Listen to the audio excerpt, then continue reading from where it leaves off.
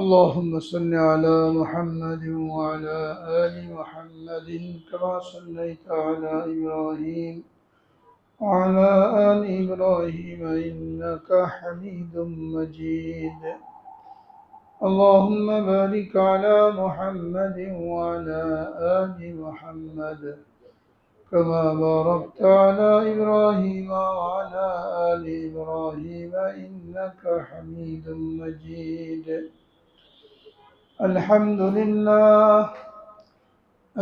لله نحمده ونستعينه ونستغفره ونؤمن به ونتوكل عليه ونعوذ بالله من شرور أنفسنا ومن سيئات أعمالنا. من يهده الله فلا مضل له ومن يضلله فلا هادي له، ونشهد أن لا إله إلا الله وحده لا شريك له، ونشهد أن سيدنا وسندنا ومولانا محمدا عبده ورسوله صلى الله تعالى عليه وعلى آله وصحبه وبارك وسلم تسليما كثيرا. أما بعد، قال الله تبارك وتعالى في كلامه المجيد والفرقان الحميد: شهر رمضان الذي أنزل فيه القرآن هدى للناس وبينات من الهدى والفرقان. وقال تعالى: وأقيموا الصلاة وآتوا الزكاة واركعوا مع الراكعين. وقال رسول الله صلى الله عليه وسلم: بني الإسلام على خمس: شهادة أن لا إله إلا الله وإقام الصلاة وإيتاء الزكاة وصوم رمضان وحج البيت من استطاع إليه سبيلا، أو كما قال عليه الصلاة والسلام. صدق الله العظيم وصدق رسوله النبي الكريم، ونحن على ذلك من الشاهدين والشاكرين. الحمد لله رب العالمين. আলহামদুলিল্লাহ। মোহতারাম হাজিরিন, বিরাদারান ইসলাম, আল্লাহ রাব্বুল আলামিনের লাখ কোটি শুকরিয়া যে আল্লাহ রাব্বুল আলামিন আমাদেরকে মহিমান্বিত রমজান মাস দান করেছেন এবং আমল করার তৌফিক দান করেছেন। সুস্থতার সাথে বেশিরভাগ মানুষ এই মাস আমরা পার করতে পারছি, এটা আমাদের জন্য আল্লাহ রাব্বুল আলামিনের বহুত বড় নিয়ামত। সকলে আমরা শুকরিয়া আদায় করি আলহামদুলিল্লাহ। এটা রমজানের আমলের কারণে মুমিন বান্দার আমলের পাল্লা, নেকির পাল্লা অনেক ভারী হয়ে যায়। এজন্য হাদিসের মধ্যে বলা হয়েছে, যে ব্যক্তি রমজান মাস পেল আর নিজের গুনাহ মাফ করিয়ে নিতে পারল না, সে ব্যক্তি ধ্বংস হোক। গুনাহ মাফ করানোর সুরত রমজানের যে হুকুমগুলি আছে এইগুলি পালন করার সাথে সাথে নতুন কোনো গুনার মধ্যে লিপ্ত না হওয়া। রমজানের রোজার বরকতে আল্লাহ রাব্বুল আলামিন প্রথম দশকে বান্দার উপরে রহমত নাজিল করেন। যখন সে আল্লাহ তাআলার রহমতে সিক্ত হয়ে যায়, তখন এর বরকতে দ্বিতীয় দশকে আল্লাহ রাব্বুল আলামিন তার জন্য মাগফিরাতের ঘোষণা করেন। তো বান্দা যখন রোজার হক আদায় করে রোজা রাখবে, রোজার আদবগুলি পালন করে রোজা রাখবে, তখন সে রহমত লাভ করে আল্লাহ তাআলার ক্ষমার উপযুক্ত হবে। আর ক্ষমা যখন পেয়ে গেল, তখন তার জন্য অবধারিতভাবে জান্নাতের ফয়সালা হয়ে যাবে। একটার সাথে আর একটা ওতপ্রোতভাবে জড়িত। তো দিনগুলি চলে যাচ্ছে দেখতে দেখতে, অর্ধেকের বেশি চলে গেল। এখন বাকি দিনগুলি অতি দ্রুতই চলে যাবে।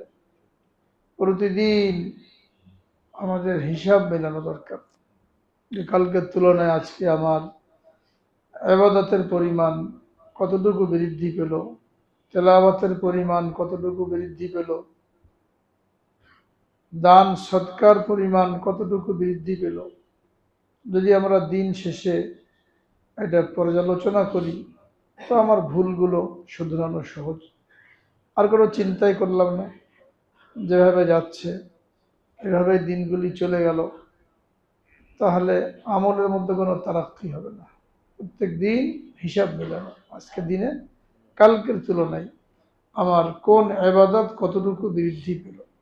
যদি বৃদ্ধি পাই তো আলহামদুলিল্লাহ, আল্লাহ তাআলা শুকরিয়া আদায় করি। আর যদি ত্রুটি থাকে, কালকে থেকে যেন এই ত্রুটিটা পুরা করতে পারি। এইভাবে যখন দিন শেষে নিজের হিসাব মেলানো হবে তো ত্রুটিগুলো নির্ণয় করে এটাকে দূর করা আমাদের জন্য সহজ। এইভাবে আমরা বাকি দিনগুলি কাটানোর জন্য চেষ্টা করি। আল্লাহ পাক তৌফিক দান করেন।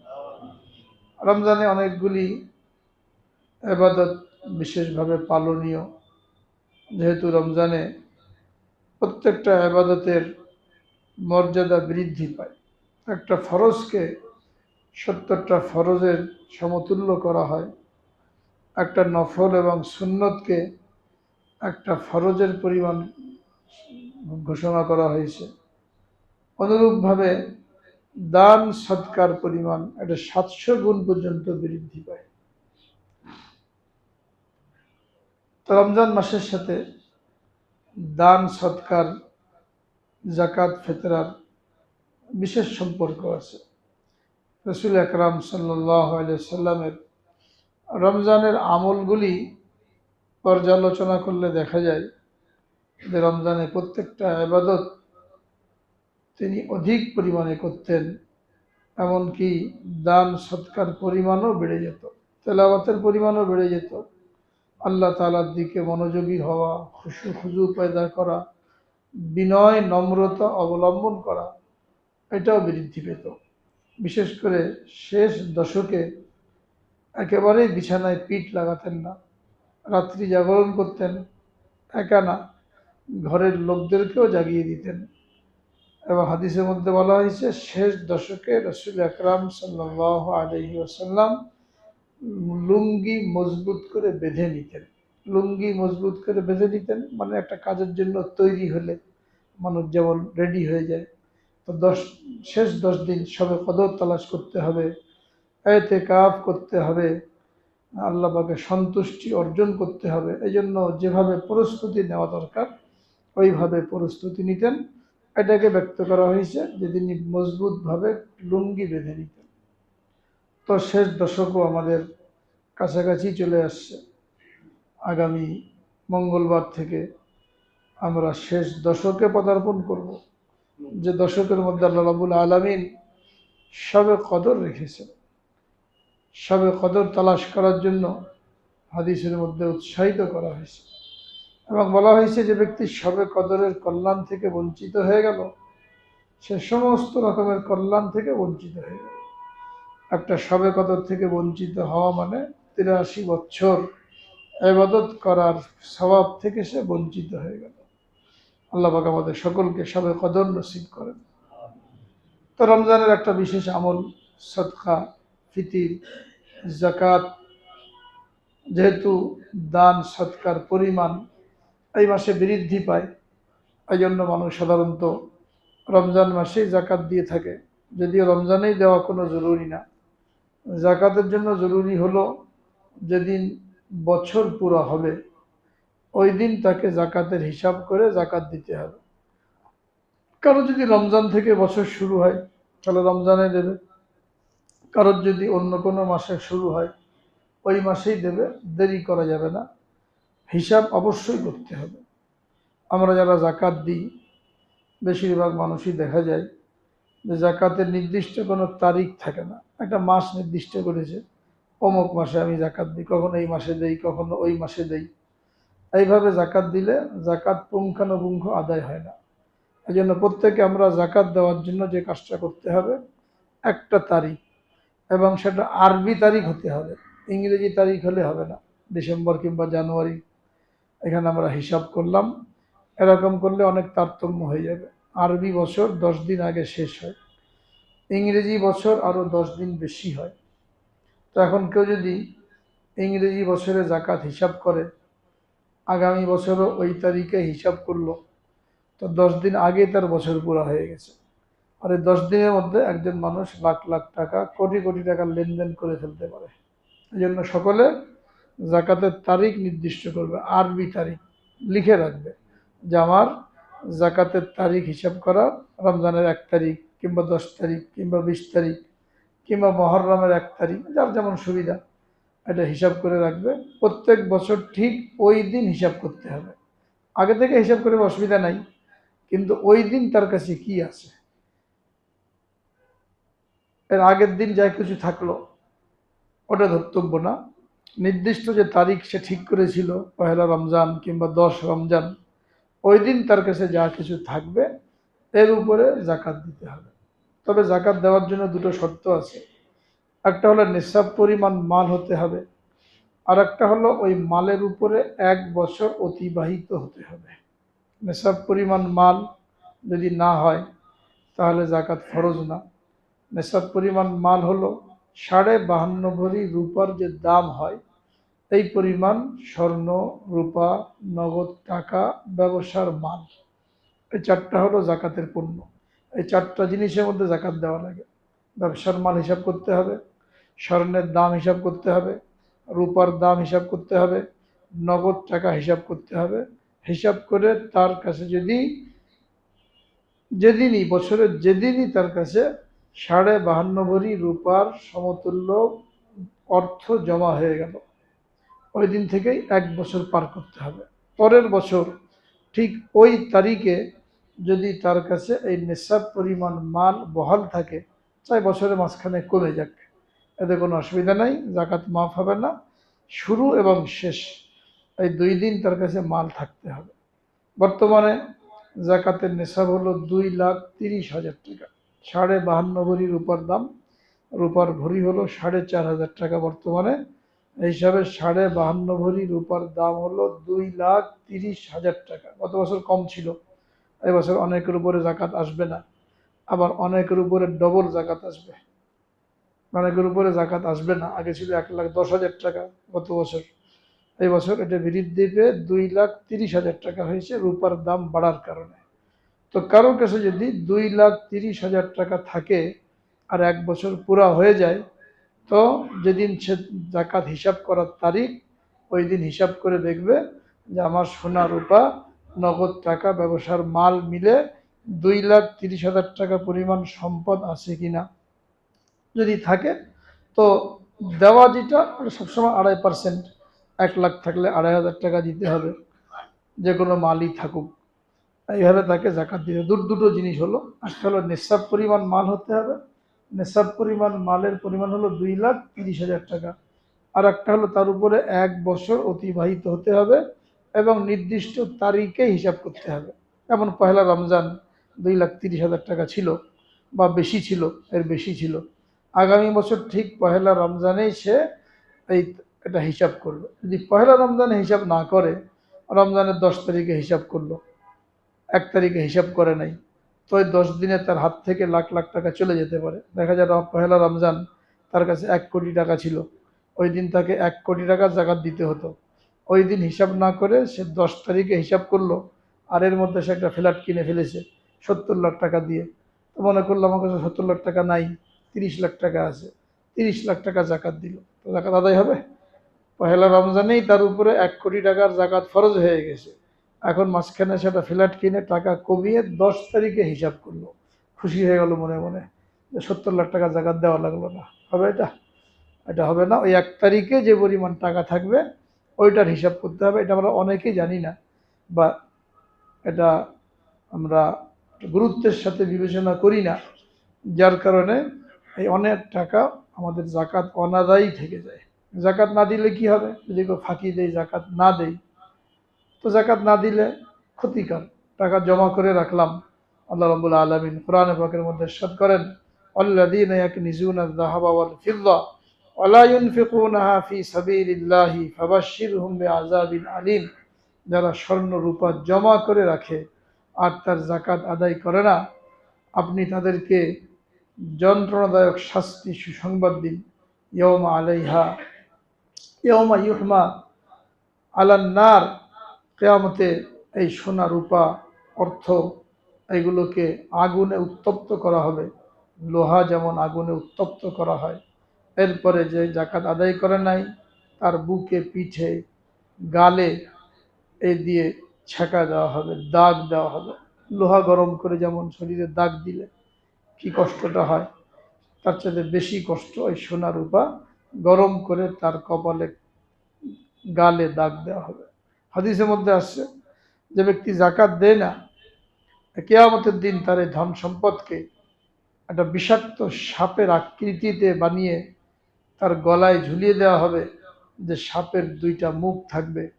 এই সাপ তার দুই গালে ছোবল মারতে থাকবে এবং বলবে, আনা মালুকা আনা কানজুকা, আমি তোমার মাল, আমি তোমার সেই পুঞ্জীভূত সম্পদ। এবং এই সাপ এত বিষাক্ত হবে যে বিষের কারণে তার মাথায় কোনো চুল থাকবে না, পশম থাকবে না, টেকো সাপ হবে। এই জন্য এটা চিন্তা না করা যে জাকাত দিলে অনেক টাকা চলে যাচ্ছে।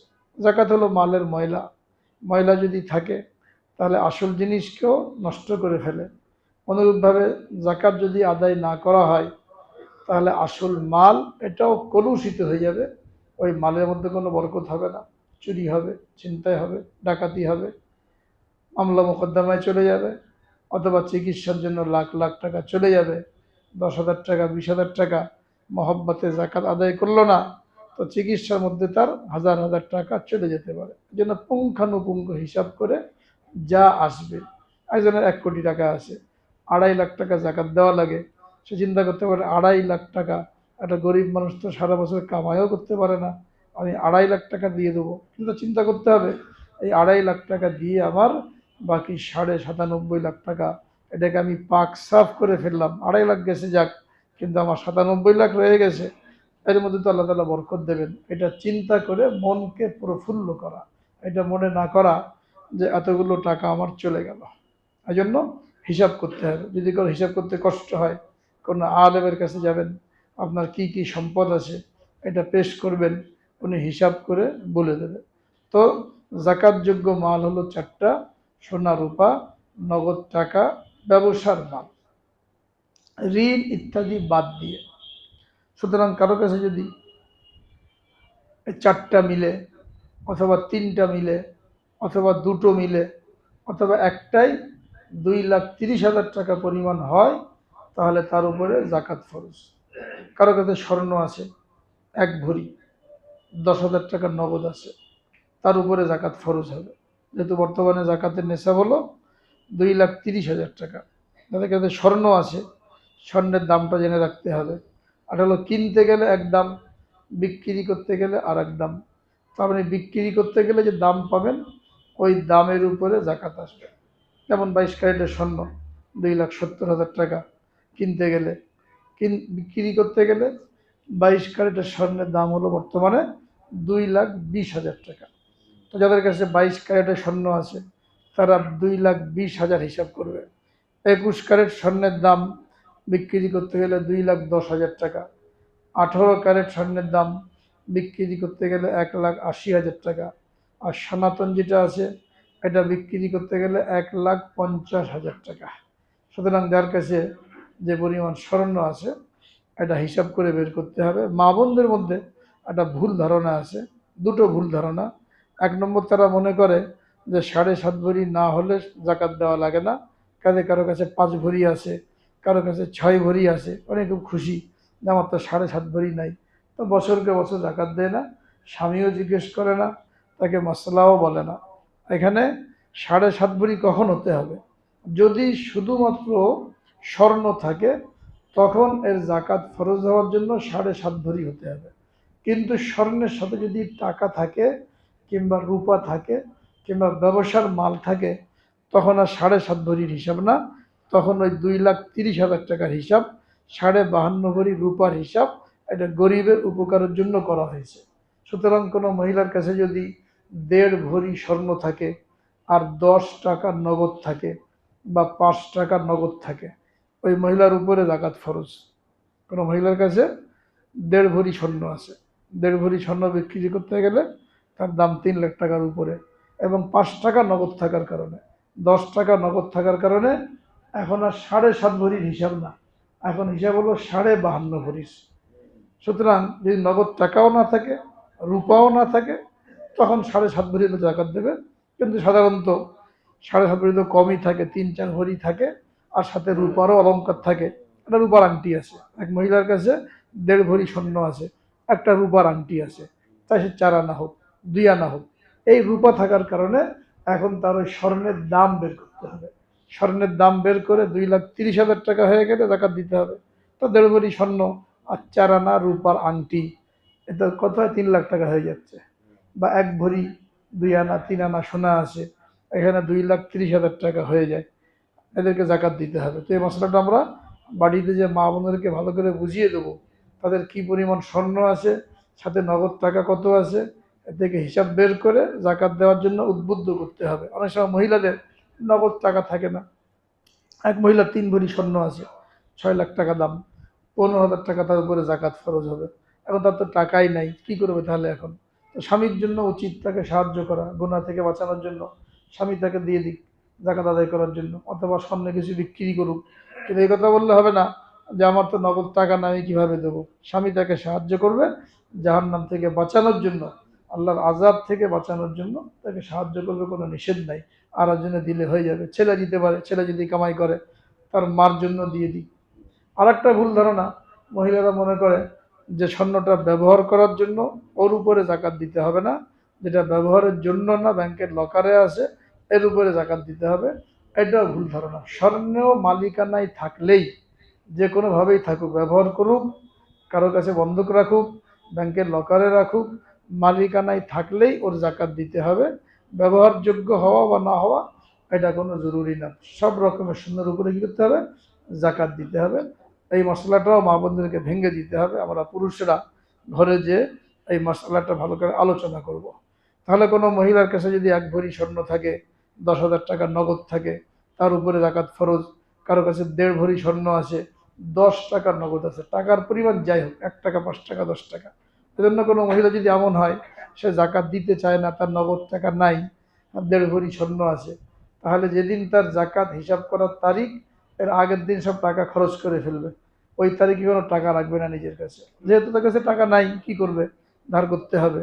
বাকি ফাঁকি দেওয়ার জন্য না, নিজে গুনাহ থেকে বাঁচার জন্য, যে কালকে রাত পোহালেই আমার উপরে 15,000 টাকা জাকাত ফরজ হয়ে যাবে, কিন্তু আমার তো টাকাই নাই। এই গুনাহ থেকে বাঁচার জন্য সে আগের দিন সব টাকা খরচ করে ফেলবে। কিন্তু টাকা আছে, জাকাত ফাঁকি দিতে চায়, এই জন্য খরচ করে ফেললো। তো আল্লাহ তো মনের অবস্থা জানেন, তাহলে আবার কি হবে? এতে কোনো বরকত হবে না। তো জাকাতের যোগ্য মাল হলো 4টা: স্বর্ণ, রূপা, নগদ টাকা, ব্যবসার মাল। ব্যবসার মালের মধ্যে যারা যেভাবে ব্যবসা করে, যদি পাইকারি ব্যবসা হয় তো মালের পাইকারি দাম ধরবে, যদি খুচরা ব্যবসা হয় পাইকারি টাকা দিয়ে মাল কিনে নিয়ে আসছে, কিন্তু বিক্রি করবে খুচরা, ওই পাইকারি দাম ধরলে হবে না, খুচরা দাম ধরতে হবে। খুচরা দাম ধরে এর উপরে জাকাত দিতে হবে। মানে যার যেমন ব্যবসা হবে, পাইকারি হলে পাইকারি দাম ধরবে, খুচরা হলে খুচরা দাম ধরবে। আর মূল টাকা হিসাব করার পরে যদি ঋণগ্রস্ত হয় তাহলে ঋণটা বাদ দিয়ে দেবে। যেমন কারো কাছে 20 লাখ টাকা আছে, সে 5 লাখ টাকা ঋণী, তাহলে 5 লাখ টাকা হিসাব থেকে বাদ দিয়ে 15 লাখ টাকার জাকাত দেবে। ঋণ 2 রকম, একটা হলো দীর্ঘমেয়াদী, একটা হলো স্বল্প মেয়াদী। ব্যাংক থেকে যে লোন নেওয়া হয় এইগুলো দীর্ঘমেয়াদী থাকে, কোটি কোটি টাকা। যারা শিল্পপতি, পুঁজিপতি, বড়লোক ব্যবসায়ী, তারা ব্যাংক থেকে কোটি কোটি টাকার লোন নিয়ে থাকে। এই লোন যদি পুরোটা বাদ দেওয়া হয় তাহলে কোনো ব্যবসায়ীর উপরেই জাকাত ফরজ হবে না, এই জন্য ওই লোনটা বাদ যাবে না। যারা বড় বড় ব্যবসায়ী বা ব্যাংক থেকে বড় অঙ্কের টাকা লোন নিয়েছে, এই লোনটা বাদ দেওয়ার সুরত হলো আগামী 1 বছরে যে কিস্তি দিতে হবে এই পরিমাণ টাকা বাদ যাবে, বাকি টাকা বাদ যাবে না। যেমন 100 কোটি টাকার লোন নিয়েছে, আগামী 1 বছরে তাকে 10 কোটি টাকা শোধ করতে হবে। তো তার মূল টাকা থেকে 10 কোটি টাকা বাদ দেবে, 90 কোটি টাকা বাদ দেবে না। তো দীর্ঘমেয়াদী ঋণ হলে 1 বছরের কিস্তি বাদ দেবে। আর যদি স্বল্প মেয়াদী ঋণ হয়, যে কোনো সময় দিয়ে দেওয়া লাগতে পারে, 2 মাস 4 মাস, তাহলে পুরাটাই বাদ যাবে। এইভাবে বাদ দিয়ে বাকি যে টাকা তার কাছে থাকবে, এই টাকার জাকাত দিতে হবে। এবং এটা খুব ভালো করে হিসাব করতে হবে। যাদের দোকানে খুচরা মাল থাকে, সময় লাগুক, লোকজন বাড়িয়ে 2 4 দিন 5 দিন বসে বসে হিসাব করে যেন কোনো মাল না ছোটে, বরং একটু বেশি দিয়ে দেবে, তাতে করে সন্দেহ না থাকে। এবং জাকাত দেওয়ার ক্ষেত্রে খেয়াল করতে হবে, যাকে তাকে জাকাত দেওয়া যাবে না। ভালোভাবে তাহকিক করে নিতে হবে যে সে জাকাত পাওয়ার উপযুক্ত কিনা। অনেক সময় মনে হয় উপযুক্ত, কিন্তু আসলে উপযুক্ত না। এখন তো বেশিরভাগ লোকের উপরেই জাকাত ফরজ হয়ে যাবে। আবার কাজের যারা মহিলা থাকে বাড়িতে, এদেরও দেখা যায় অনেকের 1 ভরি স্বর্ণ শখ করে কেনে, বা সমিতিতে টাকা জমা থাকে। কাজের মহিলা হলেই তাকে জাকাত দেওয়া যাবে, এটা ভুল ধারণা। ওখানে তাহকিক করতে হবে যে উপযুক্ত না, তাকে যদি জাকাত দেওয়া হয় তাহলে এই জাকাত আদায় হবে না। এবং নিজের রক্তের সম্পর্ক যাদের সাথে, এদেরকে জাকাত দেওয়া যায় না। স্বামী স্ত্রীকে দেবে না, স্ত্রী স্বামীকে দেবে না, বাপ মাকে দেওয়া যাবে না, দাদা দাদি নানা নানিকে দেওয়া যাবে না, ছেলে মেয়েকে দেওয়া যাবে না, নাতি পুতা নাতি নাতনি পুতা পুতনি, এদেরকে দেওয়া যাবে না।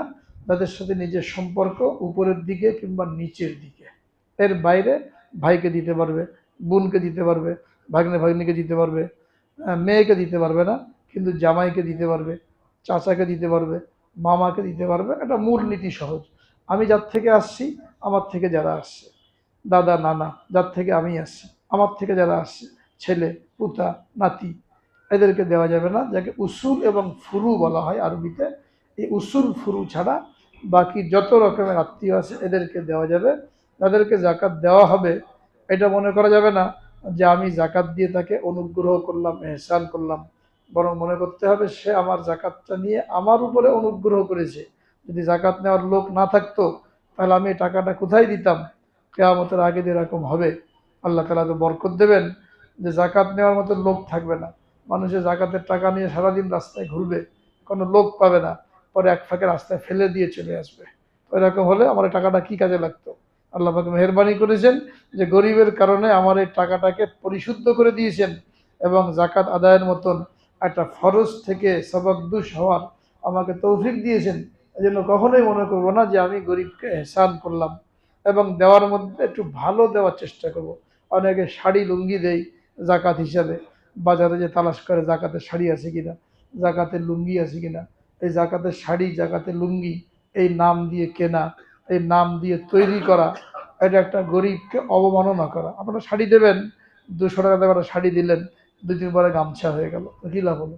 ভালো দেন, 500 টাকা দামের দেন, 1000 টাকা দামের দেন, যেন সে 2 বছর পরতে পারে। দিলেন এমন একটা যে 1 মাসের মধ্যে ওটা একেবারে তেনা তেনা হয়ে গেল, এটা তাকে অবমাননা করা হলো। এই জন্য বাজারে যে কখনো জাকাতের শাড়ি তালাশ করবো না, জাকাতের লুঙ্গি তালাশ করবো না, এই নামটা নেবই না। জাকাতের লুঙ্গি দেন, জাকাতের শাড়ি দেন। আমি যেমন পড়ি একটু ভালো মানের দেওয়ার জন্য চেষ্টা করবো। একজনকে দিই, দুজনকে দরকার নাই, একজনকে দিই, একটু ভালো মানের দিই, যাতে করে সে সম্মান বোধ করে। নতুবা সে নিজের লজ্জিত হবে যে আমাকে জাকাতের শাড়ি দেওয়া হচ্ছে। তো এহসান করেছি এটা মনে করলে হবে না, বরং সে আমার উপর এহসান করলো, এটা মনে করতে হবে। এটা হলো জাকাতের মশলা। 2 নম্বর হলো সদকায়ে ফিতির। রোজার মধ্যে যে ভুল ত্রুটি হয়, এই ভুল ত্রুটি দূর করার জন্য আল্লাহ রাব্বুল আলামিন সাদাকাতুল ফিতরের বিধান দিয়েছেন। যাদের উপরে জাকাত ফরজ, তাদের উপরে সদকায়ে ফিতির ওয়াজিব হয়। বাকি পার্থক্য হলো জাকাত ফরজ হওয়ার জন্য 1 বছর পুরো হওয়া লাগে, আর সদকায়ে ফিতির ওয়াজিব হওয়ার জন্য ঈদের দিন যদি ওই পরিমাণ সম্পত্তি কারো কাছে থাকে, ঈদের দিন সকালে 2,30,000 টাকার মালিক হয়ে গেছে, আগের দিন কিছুই ছিল না, তো তার উপরে সদকায়ে ফিতির ওয়াজিব হবে। নিজেরটা দেবে, এবং নিজের নাবালেগ সন্তান এরটা বাপ আদায় করবে। বালেগ সন্তানেরটা দেওয়া পিতার জিম্মায় জরুরি না, স্ত্রীরটা দেওয়া স্বামীর জিম্মায় জরুরি না। প্রত্যেকে যার যারটা দেবে। বাকি স্বামী যদি দিয়ে দেয়, ছেলে মেয়ে বালেগ নাবালেগ সবারটা দিয়ে দিল, স্ত্রীরটা দিয়ে দিল, তাদের হাদিয়া দেওয়ার, দান করার সব পেয়ে গেল। এভাবে আমাদের সমাজে দেওয়া হয়। ঘরের যিনি মূল থাকেন তিনি সবারটা দিয়ে দেন, কিন্তু মশলা হলো যিনি অভিভাবক তিনি নিজেরটা দেবেন, আর নাবালেগ সন্তানেরটা দেবেন, বাকিগুলো তারা নিজেরা দেবে। কিন্তু ইনি যদি এহসান করেন তাহলে ভালো। হ্যাঁ, নিজের আত্মীয়ের উপরে এহসান করা, ছেলে মেয়ের উপরে এহসান করা, এটা দ্বিগুণ সওয়াব। এইভাবে সদকা ফিতর আদায় করার মূল তারিখ হলো ঈদগাহে যাওয়ার আগে। কিন্তু আগেই যদি রমজানে দিয়ে দেওয়া হয় তো কোনো অসুবিধা নাই। সদকা ফিতরের পরিমাণ হলো 1 কেজি 650 গ্রাম গম কিংবা আটা, সর্বনিম্ন 1 কেজি 650 গ্রাম গম কিংবা আটার যে দাম হয় একটু ভালো মানের, এখন তার দাম ধার্য করা হয়েছে 110 টাকা। ইসলামিক ফাউন্ডেশন থেকে, আমাদের মাদ্রাসা থেকে 100 টাকা ধার্য করা হয়েছে। তো 100 টাকা দিলেও আদায় হয়ে যাবে, 110 টাকা দিলেও আদায় হয়ে যাবে। আর যারা সচ্ছল টাকা পয়সা আছে তারাও একটু বাড়িয়ে দেবেন। তাদের জন্য হলো 3.5 কেজি খেজুর, অথবা 3.5 কেজি পনির, অথবা 3.5 কেজি কিশমিশ। এর যে দাম আসে এটা মোটামুটি 2850 টাকা সর্বোচ্চ, 2850 টাকা। আর ভালো মানের খেজুর দিলে 4500 টাকা হবে। 1200 টাকার মরিয়াম খেজুরের দাম যদি ধরেন, বা কলমি খেজুরের দাম ধরেন, তাহলে 4000 টাকা হবে। তো 4000ও দেওয়া যাবে। এমনি মধ্যম খেজুরের দাম ধরলে ফেতরার সর্বোচ্চ পরিমাণ হয় 2850 টাকা। 3000 টাকা দিয়ে দেবেন। যাদেরকে আল্লাহ পাক তৌফিক দিয়েছেন তারা 110 টাকা না দিয়ে 3000 টাকা দেবেন। আর যারা একেবারেই নিম্নস্থ তারা 100 কিংবা 110 টাকা দিলে এই সদকায়ে ফিতর আদায় হয়ে যাবে।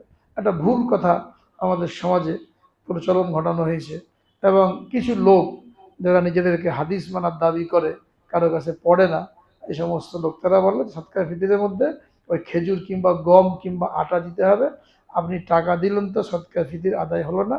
এটা সম্পূর্ণ ভুয়া কথা এবং ভুল কথা। রাসূল আকরাম সাল্লাল্লাহু আলাইহি সাল্লামের যুগে খাদ্যের অভাব ছিল। উদ্দেশ্য হলো সদকায়ে ফিতরের মানুষের অভাব দূর করা। নবীদের যুগে খাদ্যের অভাব ছিল, টাকা পয়সার প্রচলন কম ছিল, পণ্য দিয়ে পণ্য কেনা হতো। এই জন্য তখন খেজুর, পনির, গম, আটা, ছাতু এইগুলো দিয়ে দেওয়ার জন্য বলা হয়েছিল। কিন্তু উদ্দেশ্য কি? উদ্দেশ্য হলো মানুষের দারিদ্র্য দূর করা, সে যেন কোনো কিছু কিনতে পারে। তো এই উদ্দেশ্য পুরা করার জন্য সবচেয়ে সহজ পদ্ধতি হলো টাকা দিয়ে দেওয়া হবে। টাকা দেন, সে যা মন চায় কিনুক। আপনি যেন চাল দিলেন 3 কেজি, এখন ওই চাল আবার তাকে বাজারে বিক্রি করতে হবে, বিক্রি করে পরে সেমাই আর চিনি কিনতে হবে, তা পেরেশানির মধ্যে ফেলে দেওয়া হলো। হ্যাঁ, এই জন্য টাকা দিলে ভালোভাবে আদায় হবে। এবং বর্তমান যুগে টাকা দিয়ে ফিতরা আদায় করা এটাই বেশি উত্তম। আমরা সমস্ত ইউটিউবের বয়ান শুনে ওইসব ধোকার মধ্যে না পড়ি। সহি মশলা হলো বর্তমান যুগে টাকা দিয়ে ফিতরা আদায় করা উত্তম, যেহেতু এর দ্বারা সে নিজের যে কোনো হাজত পুরা করতে পারে। এটা যদি না করা হয় তাকে উল্টা কষ্টের মধ্যে ফেলে দেওয়া হবে। তার ঘরে চাল নাই, আপনি 3 কেজি খেজুর দিয়ে বসলেন, এই 3 কেজি খেজুর দিয়ে কী করবেন? আবার বিক্রি করার জন্য বাজারে যাওয়া লাগবে, পরেশানির মধ্যে পড়ে যাবে। 100 টাকা সর্বনিম্ন, সর্বোচ্চ 4500 টাকা, মাঝামাঝি 2850 টাকা, যার জন্য যেটা সহজ। যেহেতু রমজান মাস, যত বেশি আমরা দান করব তত বেশি আমাদের নেকি, এই জন্য বেশির থেকে বেশিটা দেওয়ার জন্য চেষ্টা করব। তবে জাকাত এবং ফিতরা এটা খেয়াল করতে হবে, মসজিদে দিলে কিন্তু হবে না, এবং কোনো ধনী ব্যক্তিকে দিলে হবে না। অনেকে জাকাতের টাকা দিয়ে পার পেয়ে যেতে চায়, কিছু মসজিদে দেওয়া দরকার লিখিয়েছিল, হ্যাঁ কিছু টাকা দেবো, তো জাকাত থেকে দিয়ে দায় সারতে চায়। তো যদি মসজিদে দেওয়া হয় তাহলে কিন্তু আদায় হবে না। হ্যাঁ, কোনো ব্যক্তিকে মালিক বানিয়ে দিতে হয়। জাকাত এবং ফিতরা এটা কোনো ব্যক্তিকে মালিক বানাতে হবে, কোনো হাসপাতালে দিলেও হবে না। হাসপাতালে বিল্ডিং বানানোর জন্য অনেকে জাকাতের টাকা কালেকশন করে করে হাসপাতাল বানায়, এই জাকাতের টাকা দিয়ে হাসপাতাল বানালে হবে না। জাকাতের টাকা কাউকে ব্যক্তিগত মালিক বানিয়ে দিতে হবে। এই জন্য আমরা মসজিদে জাকাতের টাকা দেব না, বরং সাধারণ দান। এটা আগেও বলা হয়েছে যে প্রত্যেকটা ফরজ আমলের পাশাপাশি আমাদের নফল আমলও থাকা দরকার। জাকাত এবং ফিতরা এটা তো ফরজ, এর পাশে আমাদের নফল দানও থাকতে হবে, যাতে করে কিয়ামতের ময়দানে যদি ঘাটতি দেখা দেয় নফল দিয়ে পুরা করা হবে। এই জন্য মসজিদ, মাদ্রাসা, মাদ্রাসার মধ্যে জাকাত দেওয়া যাবে, কিন্তু মাদ্রাসায় জাকাত দিলে ওটা বিল্ডিংয়ের জন্য খরচ করা হয় না, ওখানে লিল্লা বোর্ডিং থাকে, গরিব এতিমদের জন্য খরচ করা হয়। এবং মাদ্রাসার মধ্যে জাকাত দেওয়া বেশি উত্তম, ওখানে দ্বিগুণ সওয়াব। একটা হলো জাকাত দেওয়া হলো, গরিবের হাজত পুরা করা হলো, আর একটা হলো এলমে দ্বীনের প্রচার প্রসারের জন্য সহযোগিতা করা হলো, যেটা আমার জন্য সদকায়ে জারিয়া হয়ে যাবে। এবং যাদের কওমি মাদ্রাসা আমাদের দেশে, এই সমস্ত কওমি মাদ্রাসার মধ্যে গরিব এতিম ছেলেরা পড়াশোনা করে, তারা এই টাকা দিয়ে চলে। যদি আপনি ওখানে না দেন তাহলে কি হবে? এই ছেলেপেলেগুলো এলমে দ্বীন শিক্ষা করা থেকে বঞ্চিত হয়ে গেল। আর এটা 1400 বছরের ইসলামের ইতিহাস সাক্ষী যে দিনের যে খেদমত হয়েছে, দিনের যে তারাক্কি হয়েছে, এটা গরিবদের দ্বারা হয়েছে। এলমে দিনের প্রচার প্রসার এটা ধনীদের দ্বারা হয় নাই। তারা ব্যবসা বাণিজ্য নিয়ে নিজেদের স্কুল কলেজের পড়া নিয়ে ব্যস্ত, কোনো মশলাই বলতে পারে না। মাসাইল বলা, তবলিগ করা, সমাজের মধ্যে দিনের প্রচার করা, এটা কাদের দ্বারা হয়? গরিবদের দ্বারা হয়। যে গরিবরা মাদ্রাসার মধ্যে এই জাকাত ইত্যাদি টাকা পয়সা ভোগ করে তারা আলেম হয়। এখন যদি মাদ্রাসা না দেওয়া হয় তো এই সমস্ত গরিব লোকগুলো আর এলেম অর্জন করতে পারবে না। আস্তে আস্তে এলেম মিটে যাবে, ইসলাম মিটে যাবে, মানুষ গুমরা হয়ে যাবে। এই জন্য কওমি মাদ্রাসা যেগুলি আছে এখানে আমরা তালাশ করে করে দেওয়ার জন্য চেষ্টা করব। এটা আমাদের জন্য সদকা জারিয়া হয়ে যাবে। 3 নম্বর বিষয় হলো এতেকাফ। রমজানের শেষ 10 দিন এতেকাফ করা সুন্নতে মুআক্কাদা।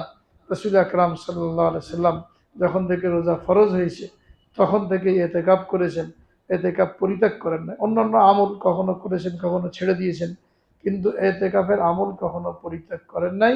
এতেকাফ যে করলো তার জন্য 2 হজ এবং 2 উমরার সওয়াব লেখা হয়। এবং যে এতেকাফ করে সে কেমন যেন আল্লাহ তাআলার প্রতিবেশী হয়ে যায়। হাদিসের মধ্যে বলা হয়েছে যে ব্যক্তি এতেকাফ করলো সে সমস্ত গুনাহ থেকে বেঁচে গেল। এবং এতেকাফের বাইরে থাকা অবস্থায় যে আমলগুলি করত, এতেকাফে থাকার কারণে ওই আমলগুলি না করতে পারার সত্ত্বেও আল্লাহ রাব্বুল আলামিন তার জন্য ওই আমলগুলির সওয়াব দিয়ে দেন। জানাজা পড়তে যেত, এখন যেতে পারলো না, তো তার জন্য জানাজার সওয়াব হবে। রোগী দেখতে যেত, এখন এতেকাফে থাকার কারণে পারলো না, তো সে রোগী দেখার সওয়াব পেয়ে যাবে।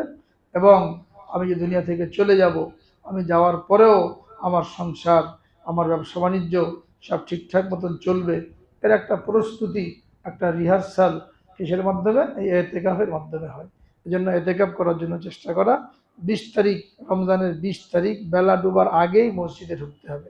বেলা ডুবার পরে ঢুকলে হবে না, বেলা ডুবার আগেই মসজিদে ঢুকতে হবে।